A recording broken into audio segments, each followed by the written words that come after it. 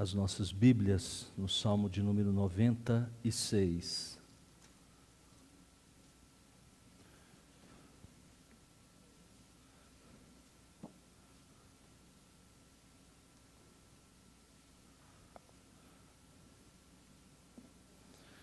Salmo de número 96.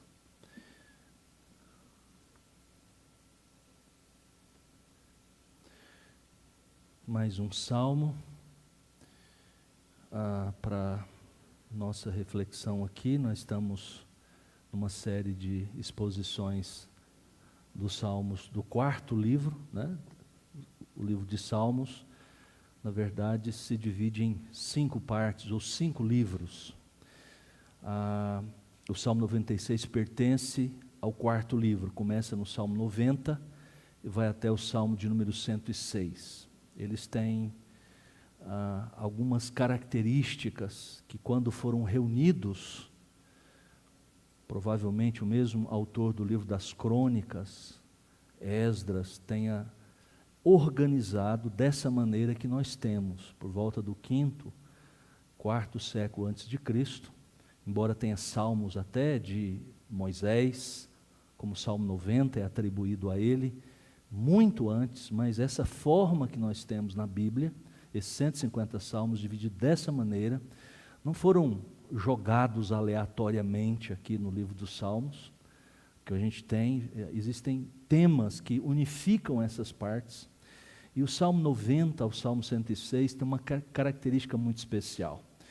Se você tiver curiosidade, depois, os salmos anteriores, né, do livro 3, que começa no Salmo 73, até o Salmo de número 89, e o Salmo particularmente 89, se você ler especialmente a parte final, você vai perceber uma tristeza e uma espécie de frustração, desespero do salmista, porque são salmos muito provavelmente escritos em períodos dos mais tristes da história do povo de Deus, quando o povo de Deus foi levado cativo, ou em alguns momentos. Então o salmista, quem organizou, colocou estes salmos exatamente nessa posição.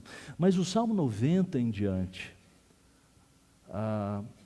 até o final, na verdade, até o Salmo 150, mas particularmente nesse bloco de 90 a 106, ele tem um tom diferente, tem um tema diferente. Não que as coisas, do ponto de vista externo, tenham melhorado muito, mas agora aquela frustração ou tristeza, o desespero foram deixados para trás. Os salmos anteriores expressam muito do crente vendo as coisas lá fora, muitas coisas acontecendo, parece que tudo está como um trem descarrilado, que não há solução, fora do lugar.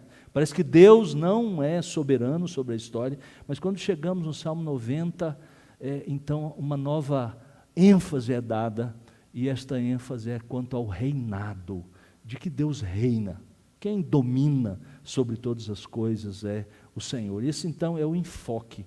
E a gente tem olhado para esses salmos nessa perspectiva. Do Salmo 90, hoje chegamos ao Salmo 96, colocamos um tema nesse bloco de fé e esperança em tempos sombrios. É isso que, de uma maneira geral, esse tema unifica o Salmo 90 até Salmo 106, mostrando algumas verdades acerca de Deus, de como o Senhor reina sobre tudo e sobre todos, e o crente deve enxergar tudo isso nessa perspectiva. É muito apropriado nós olharmos para a Bíblia nesse momento, especialmente em um bloco como esse, porque na medida em que lemos, entendemos, nosso coração, como aconteceu lá no passado, no tempo em que esses salmos foram reunidos, foram escritos e depois, posteriormente, reunidos nesta forma, porque eles serviram exatamente para dar ao povo os temas que estão aqui ligados um ao outro nestes salmos, para trazer fé, esperança em tempos sombrios, em tempos difíceis, em tempos em que a gente olha assim e diz: e agora? O que vai acontecer? Salmo de número 96, então. As crianças também receberam, na verdade, uma folha para poderem acompanhar, né?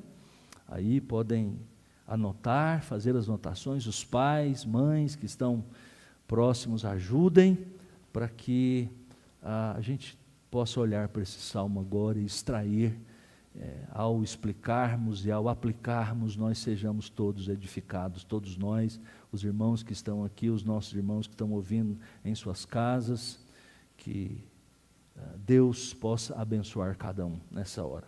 Diz assim o Salmo 96: cantai ao Senhor um cântico novo, cantai ao Senhor todas as terras, cantai ao Senhor, bendizei o seu nome, proclamai a sua salvação dia após dia, anunciai entre as nações a sua glória, entre todos os povos as suas maravilhas, porque grande é o Senhor e muito digno de ser louvado, temível mais do que todos os deuses, porque todos os deuses dos povos não passam de ídolos, o Senhor, porém, fez os céus.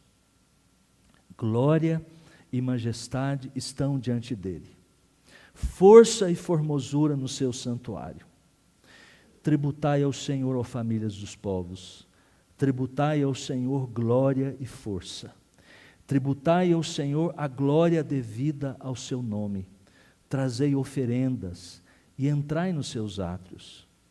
Adorai o Senhor na beleza da sua santidade, tremei diante dele todas as terras. Dizei entre as nações: reina o Senhor. Ele firmou o mundo para que não se abale, e julga os povos com equidade. Alegrem-se os céus e a terra exulte, ruja o mar e a sua plenitude, folgue o campo e tudo o que nela há. Regozijem-se todas as árvores do bosque, na presença do Senhor, porque vem julgar a terra, julgará o mundo com justiça, e os povos consoante a sua fidelidade. Que Deus os abençoe. Vamos orar mais uma vez? Queria pedir ao Otávio para nos conduzir a Deus numa oração, pedindo a bênção de Deus para que todos nós ouçamos, entendamos e apliquemos a nossa vida à palavra. Oremos, o nosso irmão.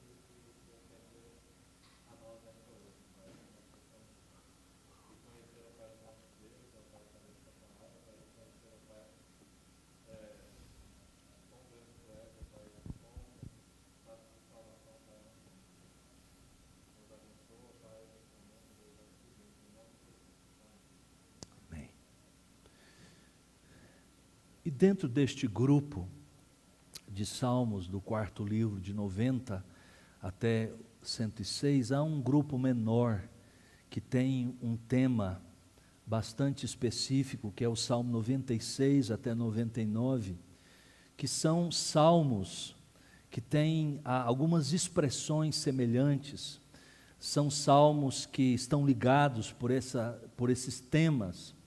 E eles também estão ligados porque o contexto histórico deles, ou seja, o momento em que eles foram escritos, ou pelo menos, de certa maneira, refletem um momento muito específico da história de Davi.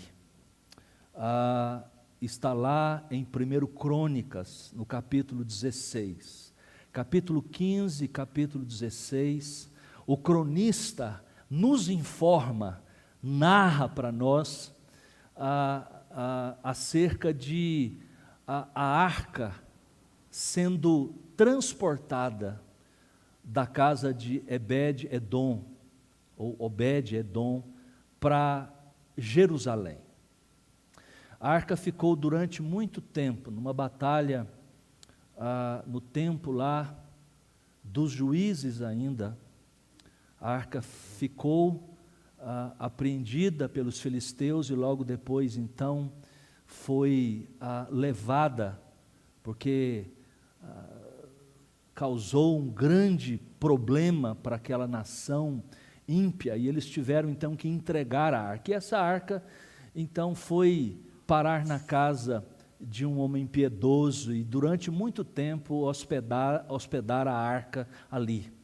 E 1 Crônicas, capítulo 15, capítulo 16, narra o momento em que Davi, no meio de muita alegria, preparou os sacerdotes e com muito júbilo, muita alegria, fazendo sacrifícios, expressando através inclusive das suas vozes, do próprio corpo, dançando, festejando na presença daquela cerimônia, das pessoas e do próprio Deus. Eles então trouxeram a arca para Jerusalém. Foi um tempo de muita alegria. E este salmo, quase todo ele, salmo de número 96, basicamente todas as palavras estão presentes em 1 Crônicas, capítulo 16, quando ali foi também entoado um cântico. Partes do Salmo 105, partes do Salmo 106, estão todos presentes lá. E normalmente esse salmo é atribuído a Davi exatamente neste momento, embora, pelo que entendemos, é possível que no período de formação dessa forma em que nós temos aqui nos Salmos, deste livro, o cronista tenha, muito provavelmente, composto esse salmo e assim colocado da maneira em que nós o vemos hoje, nós lemos e nós cantamos. E nós também, se no passado eles cantaram este salmo, celebrando a Deus, como fizemos nessa noite, nós também cantamos esse, é um lindo salmo. E as verdades encerradas aqui precisam ficar bastante claras também no nosso coração. Do que esse salmo fala? Então, mais uma vez, como nós já vimos, e é um tema que perpassa todos esses salmos, e nesse salmo, especificamente, Salmo 96, é muito claro e é especificado o tema do reinado do Senhor. Aqui está o tema que este salmo aborda: o grande rei, Deus, o Senhor, aquele a quem as pessoas cantam, o povo de Deus reconhece através de cânticos, de músicas, de orações. Ele é o grande rei. E é exatamente em momentos como esse, de grande alegria, mas também em momentos depois, quando este salmo foi reunido, como já mostrei, momentos de grandes desafios, momentos em que o povo de Deus olha para a história, olha para os acontecimentos, para o movimento das nações, para o movimento dos povos, e a única coisa que parece que não pode ser dito é que este mundo está nas mãos de Deus. Quantos servos do passado, quantas pessoas no presente, muitos ainda verão a olhar para as circunstâncias da vida e vão dizer: parece que não faz sentido. Esse salmo foi escrito, estes salmos, e particularmente esse, foi escrito exatamente para mostrar o contrário para nós, porque nós temos que olhar para a palavra de Deus. É assim que nós somos instruídos, nós cantamos isso. As histórias de homens de Deus da Bíblia nos ensinam também isso através dos exemplos deles. Textos como esse, através de poesia, de canções ou de orações, ou em textos descritivos dos apóstolos, dos profetas, nos ensinando, nos ajudam a olhar para a vida, a olhar para a história e ao contrário do que parece diante dos nossos, do que aparece diante dos nossos olhos, nós vemos na Escritura que há um Deus que reina. É o Deus das Escrituras Sagradas. Este salmo tem 3 partes. Normalmente os salmos são muito didáticos. Eles nos apresentam as divisões e a gente pode percebê-las não com muita dificuldade. Veja aí, por exemplo, neste salmo as 3 partes. Você vê do verso de número 1 até o verso de número 6, a primeira parte, onde a ênfase está na glorificação do rei. Se ele é o grande rei, o nosso Deus, então, do verso 1 até o verso 6, o salmista quer explorar o tema da glória do rei. Do verso 7 até o verso de número 9, a segunda parte do texto, há aqui um interesse do salmista de que este grande rei, ele é digno de tributo. Então aqui nós temos o tributo ao rei, ao grande rei. E do verso de número 10 até o verso de número 13, a última parte, nós temos aqui a descrição da vinda do rei. E vamos perceber que ele vem de 2 formas. Na verdade, ele vem como juiz da terra, como nos é apresentado aqui, e este juízo do grande rei se manifesta em 2 tempos, ou de 2 formas. Então vejamos aqui, em primeiro lugar, veja do verso 1 até o verso de número 6, a ênfase na glória do rei. Olhe de novo para o texto, diz assim: cantai ao Senhor um cântico novo, cantai ao Senhor todas as terras, cantai ao Senhor, bendizei o seu nome, proclamai, anunciai. E assim nós temos aqui 5 ou 6 verbos no imperativo: cantai, cantai, 3 vezes o verbo cantar, todos eles no imperativo, ou seja, o salmista está exatamente quando utilizou essa forma do verbo na língua hebraica, que é bem expressa na nossa língua portuguesa, ele procura mexer com o nosso desejo, com a nossa vontade. Quando o verbo é usado dessa maneira, o que o salmista ou os escritores bíblicos estão querendo mostrar é que ele está querendo despertar naqueles que ouvem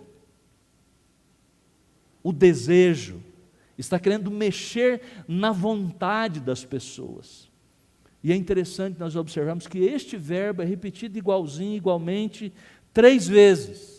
É um padrão que nós vamos perceber nesse texto: cantai ao Senhor, cantai ao Senhor, cantai ao Senhor. Todas as vezes que são usados aqui, o verbo cantar tem como objeto cantai para o Senhor, literalmente é isso. E Senhor aqui, como você vê na sua versão em português, muito provavelmente está essa palavra Senhor em todas as letras em maiúsculo, porque é o nome de Deus, é o nome de Deus para a aliança. Ele é o Senhor, Ele é Yahvé, aquele que se revelou como o Senhor pactual, ou seja, aquele que entrou numa relação pessoal conosco. Muitos nomes, e a gente canta, muitas músicas, hinos são feitos acerca dos nomes de Deus. E é muito interessante perceber que quando um autor bíblico quer expressar algo de Deus, alguma faceta do caráter de Deus, o poder de Deus, por exemplo, deve ser expresso com El Shaddai. Se é o nome geral para Deus, Elohim, então usa-se este nome. Mas quando o salmista está falando do povo de Deus e da maneira como o povo de Deus confiantemente deve estar diante dele, ele usa o termo Yahvé, que é aqui por 3 vezes. Ele não está conclamando, embora isso ocorra nesse salmo, para todos os povos da terra expressarem de alguma maneira louvor a Deus. A Bíblia diz que os próprios montes, a natureza, manifesta a glória de Deus. De uma certa maneira, que nós não entendemos muito bem, eles têm uma linguagem, todas as coisas criadas têm uma linguagem que louvam a Deus. Mas aqui, o salmista se dirige ao povo da aliança, ao povo de Deus em primeiro lugar e antes de tudo. Fica bem cantar louvores ao Senhor que em primeiro lugar se revelou a nós. Agora perceba duas coisas que são ditas aqui. Ele diz um novo cântico. Um novo cântico. Nós podemos entender, e que à primeira vista o que vem à nossa mente é que aqui há uma preocupação de que o salmista esteja se referindo a uma canção nova, a uma nova canção que foi preparada, muito provavelmente esse salmo, que foi uma canção inédita, mas é provável que, na verdade, isso não esteja dentro da cabeça do salmista. O que ele está querendo dizer com essa expressão é que, na verdade, não é necessariamente uma canção nova, uma letra nova que foi composta, embora o próprio Davi tenha sido alguém que fez muitos e muitos cantos. Nós sabemos que ele era um músico e que gostava disso e que cantava louvores a Deus, como muitos outros dentro de Israel. O que talvez ele tenha em mente é o fato de que em cada nova situação da vida, como esta, por exemplo, da Arca da Aliança sendo levada para o lugar que ela deveria estar, ou talvez em algum momento especial onde o povo de Deus percebeu que a mão do Senhor, então este é um momento de pegar alguma canção, mesmo sendo já há muito tempo escrita, ou alguma oração de louvor, de gratidão, em momentos novos, onde nós percebemos, o povo de Deus percebeu claramente que Deus estava agindo em prol do seu povo.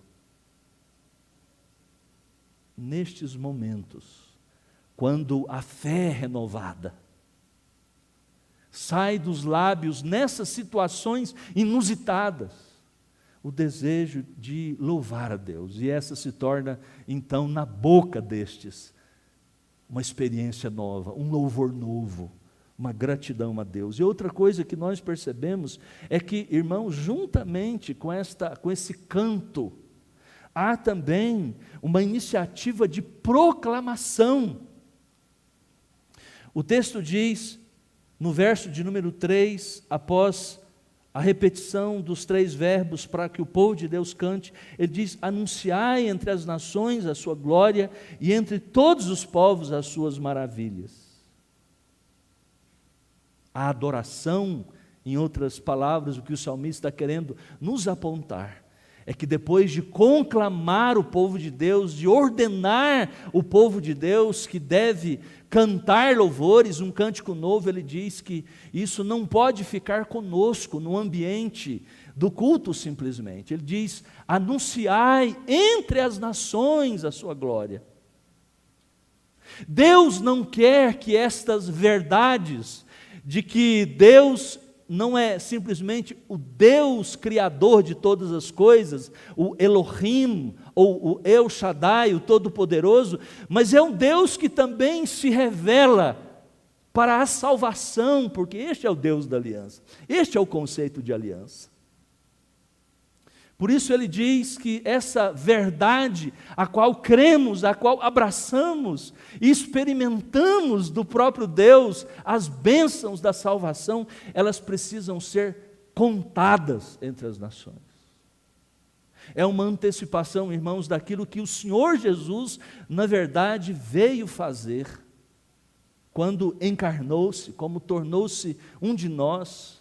As suas últimas palavras, Embora durante o seu ministério terreno ele expressou que ele veio para as ovelhas perdidas da casa de Israel, mas quando ressuscitou dos mortos e o seu senhorio cósmico agora deveria ser visto, ele diz: toda autoridade me foi dada no céu e na terra, ide, portanto, fazei discípulos de todas as nações. O salmista antecipando diz: anunciai entre as nações, a sua glória, e entre todos os povos as suas maravilhas, a glória do Senhor, as maravilhas do Senhor.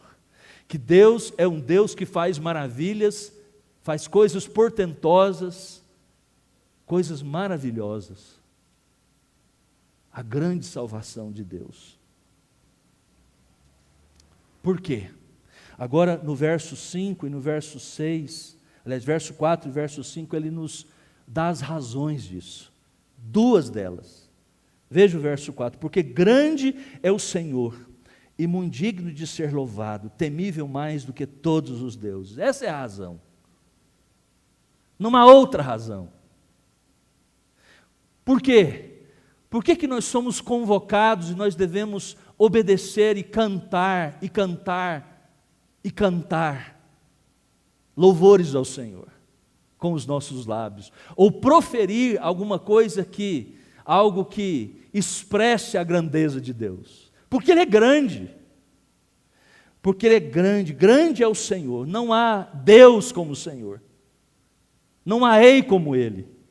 E aqui começa o tema desses salmos. Por que nós devemos louvá-lo? Por que devemos reconhecê-lo em cânticos? Porque Ele é grande. E Ele é digno de ser louvado, mais temível do que todos os deuses. Todos os deuses. E Ele reforça e nos dá uma segunda razão. Verso 5, porque todos os deuses dos povos não passam de ídolos, o Senhor, porém, fez os céus. O fato de que o salmista, no verso número 4, no finalzinho, diz que ele é mais temível do que todos os deuses, por causa dessa expressão, então, alguns estudiosos levantaram a ideia de que então existem outros deuses. O que ele está dizendo é que um deve ser adorado, que é o Senhor, que é Yahvé. Mas então existem outros deuses. É interessante que a resposta para isso está exatamente no verso 5, quando ele diz o seguinte: porque todos os deuses dos povos não passam de ídolos. A palavra ídolo aqui é literalmente alguma coisa que não representa nada. Portanto, o que são esses outros deuses? Absolutamente nada. Nada. Como o apóstolo Paulo diz em 1 Coríntios capítulo 8, verso 4, o que são os ídolos? Não são nada.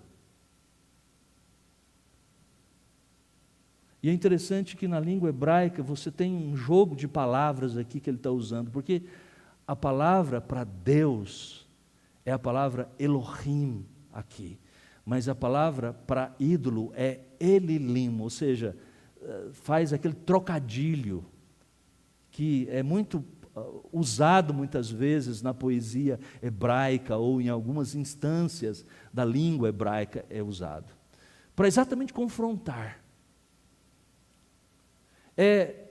O texto está falando de forma jocosa, está ridicularizando aquilo que as pessoas colocam a sua confiança. É uma espécie de paródia que o salmista está usando com respeito a isso. Como o profeta Isaías faz, por exemplo, em Isaías capítulo 44, quando diz que as pessoas ridiculamente pegam um objeto, uma madeira, uma pedra, esculpem aquilo e começam a se curvar diante daquelas coisas. Isso é ridículo. O que nós aprendemos com isso? Irmãos, nós aprendemos que o único que deve ser adorado e reconhecido de fato, é o Senhor, é Yahvé, é o Deus há um só Deus, somente um Deus. O que são os outros? Nada. Nada. É uma ideia que não faz sentido. É um vazio completo. Por isso que as pessoas que levantam os seus próprios deuses, sejam estes aí que nós estamos acostumados, as divindades tradicionais, ou os ídolos do próprio coração, como diz o profeta Ezequiel no capítulo 10, pessoas que levantam seus próprios deuses, ídolos do próprio coração, elas não podem ser felizes, elas não podem. Quando algum tipo de vazio, de nada, que não representa nada, que não tem poder algum, que não tem nem um estatuto de existência, não tem ontologia, ou seja, não é um ser, não é nada, coloca-se no lugar de Deus, ou a gente atribui aquilo, seja o prazer, seja o dinheiro, seja qualquer coisa, seja uma pessoa, e ela toma o lugar do Deus verdadeiro, uma ideia que seja, só traz vaziez, desesperança. Como diz o Eclesiastes, vaidade de vaidades, tudo é vaidade, e é como correr atrás do vento, porque isso, somente isso é o que são. Vazio, nada. Segundo lugar, o texto então tem outro movimento. Verso 7 ao verso 9, o salmista nos descreve o tributo ao grande rei. Da mesma maneira, do verso 7, no verso 8, 3 vezes, como ele fez no verso de número 1 e número 2, com o verbo cantai, agora é o verbo tributai, que significa atribuir alguma coisa. Tributai ao Senhor, ó família dos povos. Tributai ao Senhor glória e força. Tributai ao Senhor a glória devida ao seu nome. Veja, às vezes nós lemos essas palavras, nós cantamos essas palavras, e nós não percebemos algo que está implícito aqui. Nós somos convocados pelo salmista para dar alguma coisa a Deus. A palavra tributo aqui, que na língua original significa mais ou menos isso, mas tributar dá uma ideia, né, de tributo, essa palavra que tem a ver com o mundo econômico, financeiro e dos impostos, né? Então a gente perde um pouco da dimensão dela. Mas é interessante que nela mesmo, nessa ideia, está algo que é verdadeiro. Porque nós aprendemos, irmãos, nesta sociedade como nós vivemos, que todas as coisas, parece que as pessoas entendessem que todas as coisas foram criadas para nós. Tudo está à nossa volta para servir. Nós existimos. E essa é a essência do pecado, na verdade. Quando o pecado entrou no mundo, o homem então achou-se, entendeu-se como o centro de todas as coisas. Como sendo aqueles que existem e tudo que está à sua volta está ali para servir, para o servir.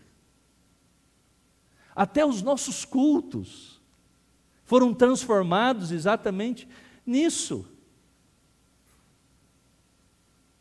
Não temos uma mentalidade de adoradores, de quem vai para dar alguma coisa, de atribuir a Deus o valor que Ele tem. Mas nós entramos, e isso é muito comum nas muitas igrejas evangélicas do nosso país, que nós vamos lá simplesmente para receber alguma coisa de Deus. Essa é a intenção.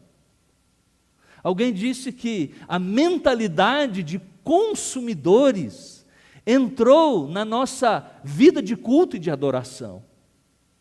Nós somos adoradores. É isso que a Bíblia diz que nós somos. E que nós devemos entrar para o culto público como esse, para atribuir a Deus a glória que é devida ao seu nome. Mas nós transformamos isso, nós entramos muitas vezes nas igrejas para receber em primeiro lugar alguma coisa.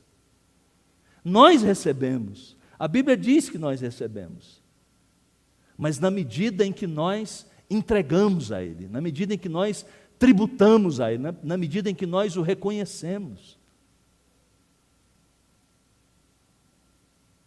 Essa mentalidade de consumidores, eu vou na igreja por causa de mim, eu vou para me sentir bem. Deveríamos esperar isso, mas deveríamos esperar isso como um resultado que de fato. Veja o que o texto diz, a perspectiva precisa ser mudada. Essa mentalidade de consumidores, de que como nós entramos num shopping center, numa loja, e nós exigimos coisas, e nós compramos, e queremos ser bem atendidos, porque nós estamos ali como consumidores, nós pagamos, portanto eu quero ser bem atendido. Nós não podemos pisar na casa de Deus, nós não podemos entrar na presença de Deus, seja num culto privado, individual, seja público, como agora, com essa atitude no coração de que nós vamos exigir alguma coisa de Deus, reivindicar alguma. Aliás, essa palavra muito usada nos nossos dias e muito mal usada para Deus. Porque que direito nós temos? Essa é a atitude. Veja como a palavra de Deus diz aqui, não é atitude, ele diz, veja a linguagem que ele usa, tributai ao Senhor. Atribuí ao Senhor, ó família dos povos. Tributai ao Senhor a glória. Essa expressão devida, pequenininha na língua hebraica, mas tem uma força poderosa, muito grande. É devido a Ele. Nós devemos isso. Nós somos criaturas, e sendo criaturas caímos por nossa própria escolha, mas Deus veio ao nosso encontro, Yahvé, o Deus da aliança, o Deus que se propôs em vir até nós, na nossa situação de miséria, de pecado, não havia solução para nós, Ele veio ao nosso encontro, e agora Ele nos conclama, Ele nos chama para cantar a Ele, para atribuir a Ele valor, a glória que é devida ao seu nome. Olha como ele diz, nós somos chamados para trazer presentes, diz o verso de número 8, trazei oferendas e entrai nos seus atos. Meus irmãos, o culto verdadeiro a Deus é isso. Mas não se preocupe, porque as suas necessidades reais, e até mesmo as suas necessidades percebidas, sentidas, elas serão supridas certamente. Mas quando fazemos o movimento contrário, quando entramos na presença de Deus para retirar dele alguma coisa, com atitude de consumidores, exigindo, reivindicando, nós não recebemos nada, absolutamente nada. Mas quando nós entramos na sua presença para cultuar, para adorar, para dar-lhe, para entregar, como diz o salmista, para trazer oferendas, na medida em que isso acontece, Deus vem ao nosso encontro. Percebe a diferença? Por que que nós não desfrutamos? Por que que nós não experimentamos essas bênçãos de Deus? Por que que nós não experimentamos um coração satisfeito? Porque isso, meus irmãos, é resultado de uma verdadeira adoração a Deus. Quando nos apresentamos diante dele como reivindicadores, consumidores exigentes, Deus não tem nada para nós. Ele não divide a sua glória com ninguém. A glória é devida ao seu nome. Adorai o Senhor na beleza da sua santidade. Tremei diante dele todas as terras. E por último, verso de número 10 até o verso de número 13. ele descreve agora a vinda do rei.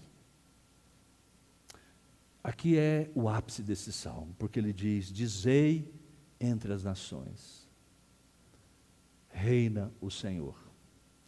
Ele chama a todos os crentes, a todos os aliançados entre ele, com ele, a todos os pactuados com ele, e diz assim: proclamem isso, digam isso, reina o Senhor, reina o Senhor. Ele firmou o mundo para que não se abale e julga os povos com equidade. Alegrem-se os céus, e até resulte, ruja o mar e a sua plenitude, foguem o campo e tudo o que nele há, regozijem-se todas as aves do bosque na presença do Senhor, porque Ele vem julgar a terra, julgará o mundo com justiça e os povos consoante a sua fidelidade. Há duas ideias aqui do julgamento de Deus. Ele como rei, e como disse no sermão passado, essa figura do rei e do juiz, ela é muito próxima uma da outra no Antigo Testamento. O rei também é o juiz. É só se lembrar de Salomão, por exemplo, né? Que era rei, mas traziam-se as coisas, as questões entre pessoas, os problemas entre as pessoas, os julgamentos sobre as coisas, os bens. Ele então julgava com sabedoria e dava decisão, porque tinha o Espírito de Deus. Deus lhe pôs um espírito de sabedoria. Essa é a ideia. E este é o nosso Deus, o nosso Senhor. Ele reina, e porque reina, Ele julga. E de duas formas o texto nos apresenta isso. A primeira no verso de número 10, e depois no verso de número 13. Primeira, Ele julga o mundo agora. O texto diz isso. E julga os povos com equidade. Deus julga agora. Muitas vezes não percebemos, ainda vivemos por fé, em esperança, como diz o apóstolo Paulo, não temos todas as promessas de Deus concretizadas. Nós vivemos num tempo em que enxergamos as coisas como que por espelho, né? O espelho lá do primeiro século, ou dos tempos da Bíblia, não são como os espelhos de hoje, né? Que a gente vê nitidamente as coisas. Por isso que essa figura é usada às vezes na Bíblia, mas era um material, um metal, um bronze ou prata, e a gente via anuviadamente assim o rosto, o nosso rosto. Pega uma bandeja, era mais ou menos isso, por mais bem limpa, mais bem lustrada que ela esteja, você verá o vulto do seu rosto, mas não muito claramente. Então vemos como que por espelho essas coisas, ofuscadamente. Mas a Bíblia diz que Deus julga os povos com justiça e com equidade. Normalmente nós como cristãos que temos a palavra de Deus podemos afirmar isso, e nós quando olhamos para a história, em certos momentos específicos em que o povo de Deus foi atendido por suas orações.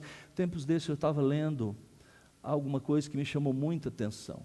Por volta de 1980, começou uma reunião de oração na cidade de Leipzig, na Alemanha, e o clamor daquela igreja, uma pequena reunião que começou pedindo para Deus destruir aquela separação que existia da Alemanha Ocidental e a Alemanha Oriental no período, né, Guerra Fria, em que a Alemanha foi dividida como consequência da Segunda Guerra Mundial e assim por diante. Os irmãos conhecem aí a política desses tempos ou podem ler sobre isso. Mas o que é interessante é que essa reunião foi crescendo, de uma pequena comunidade, muitas pessoas, e o clamor deles, especificamente, era exatamente para que Deus unificasse novamente pessoas, famílias, gente da mesma família ficou dividida, a igreja estava dividida, e eles clamaram. E essa reunião foi crescendo, eles clamaram a Deus, buscaram a Deus. 1989, o muro de Berlim foi abaixo, foi destruído. Deus julga. A ideia de julgamento aqui é exatamente essa. Os gestos de Deus na história são julgamentos para alguns, para um grupo, bênçãos para outros. São os caminhos de Deus. Ele julga os povos com equidade. Por isso ele diz, alegrem-se os céus, e até resulte, ruja o mar e a sua plenitude. Mas ainda não vemos completamente essas coisas. Mas um dia nós veremos um mundo de justiça e de paz. O final, no verso 13, diz, na presença do Senhor, porque vem, agora ele está dizendo do julgamento que virá. Ele vem julgar a terra, julgará o mundo com justiça e os povos consoante a sua fidelidade. E nós podemos entender que faz parte desta espécie de antevisão, de uma espécie de profecia aqui do salmista, neste salmo. Ele está, em primeiro lugar, nós podemos olhar para o fato de que ele veio. Aquele que é justo, puro de mãos, limpo de coração, que nunca entregou a sua alma a falsidade, ele veio, o Senhor Jesus Cristo, ele veio julgar este mundo. Esses são os termos usados, por exemplo, pelo evangelista João, no seu evangelho. Quando Cristo veio, quando ele se encarnou, ele veio para trazer julgamento. Salvação para uns. O príncipe deste mundo já está julgado, disse Jesus. Ele vem julgar a terra. Ele já veio. Mas também está faltando um julgamento final. Essa é a perspectiva que nós devemos olhar o Novo Testamento, como algo que já ocorreu, mas que ainda não completamente. Mas a certeza que nós temos por sua palavra é que ele virá. E é esse o momento em que nós vivemos, o período em que é um período em que nós experimentamos do julgamento, mas também da graça de Deus. É o período em que a igreja caminha sobre a face da terra, anunciando este evangelho, esta boa notícia de que aquele que veio para resolver todas as questões, com sua obra, na sua encarnação, com a sua morte, com a sua ressurreição, ele é aquele que experimentou o juízo de Deus, a ira de Deus sobre o seu corpo e sua alma. É aquele que disse na cruz do Calvário, Deus meu, por que me desamparaste? Porque sobre ele estava a ira de Deus contra o meu e o seu pecado. E nós vivemos num período em que, se nós nos aproximarmos dele e crermos no seu nome, crermos na sua palavra, nós não passaremos pelo julgamento, porque ele recebeu o julgamento sobre si. É um tempo também de anúncio de boas novas, de proclamação. Porque se nós esperarmos o julgamento de Cristo, quando ele voltar, não haverá escape. Ele vem julgar a terra, julgará o mundo com justiça e os povos consoante a sua fidelidade, o seu amor aliançado. Ele julgará assim. Que Deus nos abençoe. Este é o grande rei, aquele que deve receber a glória do seu povo. É aquele a quem nós voluntariamente, mas também com muita responsabilidade devemos dar, expressar, entrar na sua presença com uma atitude de entrega total, de adoração. E é aquele que nós podemos de fato confiar, porque Ele virá, porque Ele já veio. A primeira vinda de Cristo é exatamente a grande prova de que Ele voltará um dia. Que Deus nos abençoe. Vamos orar.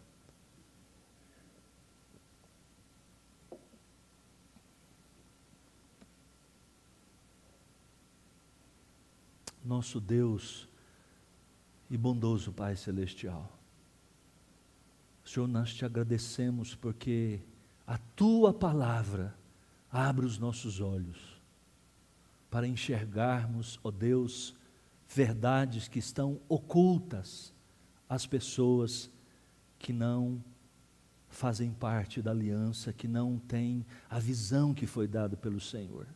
Permita, ó Deus, que a Tua palavra oriente as nossas mentes, os nossos corações, para que, ó Deus, as nossas afeições, o nosso amor, ó Deus, os nossos tributos sejam dados somente a Ti, e o nosso coração seja Teu, para que nós Te adoremos em espírito e em verdade, para que nós cantemos a Ti, e nós Te entreguemos aquilo que é devido ao Seu nome. Ó Deus, nós esperamos com grande expectativa, porque o Senhor prometeu na Sua palavra, que um dia, todas as coisas estarão nos seus devidos lugares. O Senhor julgará o mundo com justiça e com equidade, e será fiel ao seu povo. Senhor, que estas verdades nos alimentem nesses tempos. Ó Deus, essa esperança, nas horas das dificuldades, nas horas mais duras da nossa vida, nos alimentem, seja o nosso pão, seja a nossa água, seja o nosso alimento, Senhor.